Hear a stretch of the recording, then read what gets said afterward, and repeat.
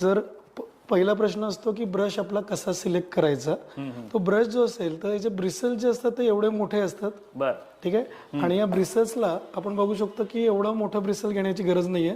आपल्याला फक्त अर्धा ब्रिसल्स त्याची जी लेंथ आहे ती आपल्याला कमी करायची आहे, जेणेकरून तो ब्रश आपल्या अक्कल दाढेपर्यंत पोहोचायला पाहिजे. ठीक आहे.